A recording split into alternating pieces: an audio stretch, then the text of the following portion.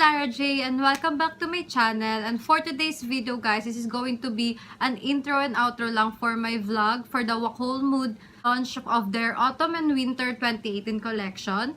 And luckily, I won my pass there to be one of REI GERMAR's special guest. And ang tinakal ni REI GERMAR there from that launching event is about how to match your outfits according to your mood. And super dami kong natutunan from REI GERMAR. And by the way, guys, sa mga hindi nakakaalam, Wacoal Mood is a brand selling intimate apparel, mainly for women's out there. And nagsasell sila ng mga lingerie, nightwear, children's underwear, and anything else na intimate nga. And known pala yung Wacoal Mood for their travel bras. So super ganda ng quality ng mga sinesell talaga nila, guys. And yung mga branches nila sa SM Seaside City, Cebu, Venice Grand Canal, McKinley, Robinson's Place, Manila, and lastly, the UP Town Center, Quezon City. After that event, guys, they gave us a special gift. And here's mine. Ayan siya. They are super generous, guys, para papiliin kami kung ano yung gusto naming style ng bra and panty na pipiliin namin. And ang pinili ko, guys, is this one. Ayan. So, para siyang bralette actually. And kaya ako din to pinili because of its style. Plus, yung open and yung lock ng bra is nasa harap. So, mas convenient para sa akin yon. And yung panty naman na nakuha ko is this one. And actually, parang pwede siyang pang swimming. Ayan.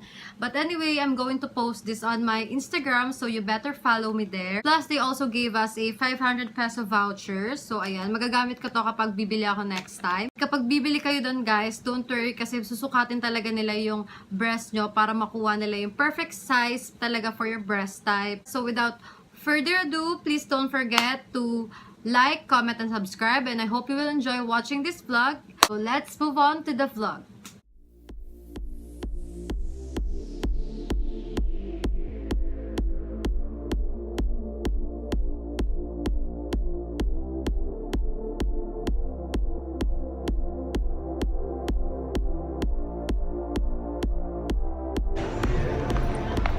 So we're now here at UP Town, guys. And nahanapin lang namin yung activity center. Oh, so cute! Oh, kasama ko po sila. And we're so late. As in, so late.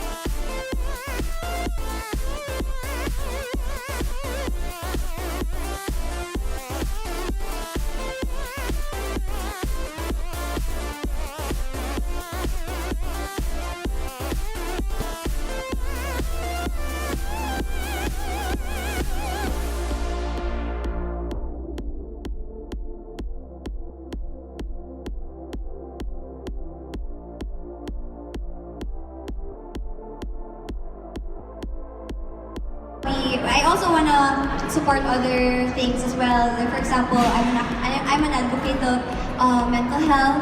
And sino ba yung galing MC dito? Here in MC, we have what do you call this? The College for Deaf Students. That's why we're also very, very close to the deaf community. And speaking of the deaf community, you guys please watch out for Kit's video kasi she's doing a collab with deaf person. So, medyo more on educating us about the community of the deaf. And then, yeah, that's something I'm looking forward to that kasi not every org kasi has that advocacy. And it's good to meet some people that I share the same values with. And then, when I'm lazy, I always go for one piece of clothing, di ba? Pag sobrang pagod yung mag-dress up, just go for anything na isang piraso lang. When you don't have any time to think na, what should I pair with this pants or this top? I usually go for rompers, jumpsuits, and dresses. Kasi feeling mo, again, parang feeling mo, in-effortan mo, pero hindi naman talaga. And then, when I'm lazy, I always go for my usual shirt and, what do you call this? Short and leggings. Sobrang makikita niyo yan sa vlogs. Usually, I'm wearing my leggings. And usually, I would go for layering. Like, kapag may time ako, hindi lang basta shirt. I go for layering. I usually do this when I go out of the country. Kasi mas ma-appreciate niyo yung layering when it's like winter time or if you go to some place cold. Kasi here in the Philippines, parang it's not realistic to do layering. For me kasi, when you feel confident when you're dressing up, it really depends on what suits you or what makes you feel confident. And for me, always yun fitted. Always yun fitted. Kasi gusto ko parate nakikita yung shape ng body ko. That's why I always go for bodycon dresses. And when you're feeling confident as well, you can also wear. For example, you can go for like bright colors or yeah, like for example, this. Some people would always say, bakit wala naman yung flaws? But I do have some flaws. Kung napanood yung Davao vlog ni Miggy, you guys will see my butt, na marami akong stretch marks. I have what do you call this? I have, what do you call that, pecklats everywhere, even my legs. But at the end of the day, it's about really turning your flaws into blossom.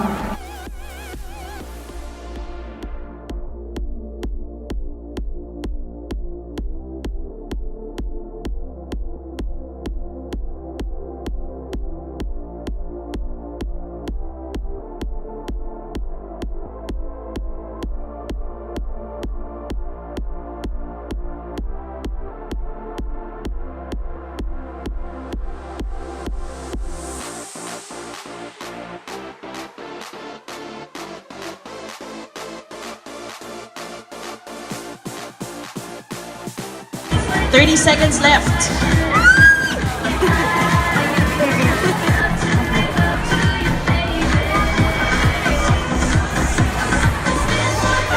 Actually, ganyan yung ginawa ng mga winners, ng mga naka-20 kanina. Go lang ng go.